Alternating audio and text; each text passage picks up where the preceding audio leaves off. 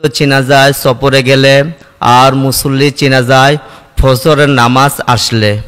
কারণ আমরা অনেক সময় মসজিদের ইমামরা ইমামতি করি, সে দায়িত্ব নিয়েছি, দায়িত্ব নিয়ে থাকি, তবে আমরা প্রায় সময়ে ইমাম মুয়াজ্জিন একে নামাজ পড়া লাগে।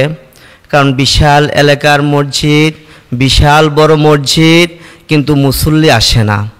সম্মানিত উপস্থিতি, যে ফজরের সময় যে ঠান্ডা, যে কুয়াশা, যে শীত আমাকে ঘর থেকে বের করে মসজিদে নিয়ে আসতে পারে না, আমি আপনি কিভাবে বিশ্বাস করি সে ইমান আমাকে এই দুনিয়া থেকে কবর পর্যন্ত পৌঁছে, সে ইমান, সে আকীদা, সে আত্মবিশ্বাস আমাকে আল্লাহর জান্নাত পর্যন্ত পৌঁছে দিবে।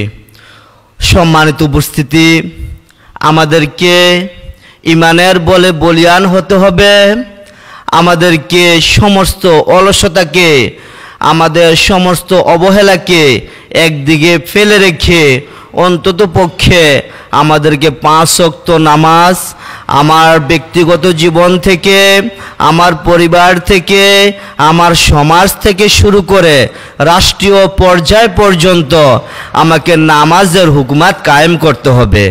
কারণ এছাড়া, নামাজ ছাড়া কোনো মানুষ দুনিয়া এবং আখেরাতের শান্তি সে কখনো পরিপূর্ণভাবে লাভ করতে পারে না।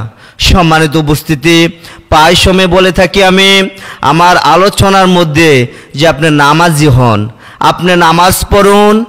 আপনি যদি নামাজি হন, আপনি যদি নামাজ পড়েন, নামাজের অভ্যাস যদি আপনার মধ্যে কায়েম করতে পারেন, জারি করতে পারেন, তাহলে প্রাসঙ্গিক যে গুনাহগুলা, যে কাজগুলা অবশ্যই অবশ্যই আপনার কাছ থেকে এক এক করে চলে যাবে। কারণ নামাজ যদি আমাদের মধ্যে চলে আসে, একদিন না একদিন অবশ্যই আমার বিবেকের মধ্যে নাড়া দিবে, আমার দেমাকের মধ্যে নাড়া দিবে, আমি নামাজ পড়ি, আমি এই গুনাহটা করতে পারি না, আমি এইমাত্র ফজর পড়ে এসেছি, আমি অন্যের অপকার করতে পারি না, উপকার ছাড়া আমি নামাজ পড়ে এসেছি, এ লোকের ক্ষতি করতে পারে না। আবার জোহরের সময় যখন চলে আসবে, যখন আবার আপনি জোহরের সময় মসজিদে যাবেন, নামাজ পড়বেন, আবার আপনার মধ্যে সে চিন্তা চলে আসবে, আমি এইমাত্র জোহরের নামাজ পড়ে আসছি, আমি এইমাত্র আল্লাহ তাবারক ওয়া তাআলার দরবারে হাজিরা দিয়ে এসেছি, আমার পক্ষে সম্ভব না এই মানুষটার ক্ষতি করা, এই ব্যক্তির ক্ষতি করা, এই গুনার কাজটা করা। এমনিভাবে যখন আপনার জীবনটা চলতেই থাকবে, তো সম্মানিত উপস্থিতি, আপনার পক্ষে সম্ভব না যে গুনাহ করা, মানুষের ক্ষতি করা, পরের হক নষ্ট করা।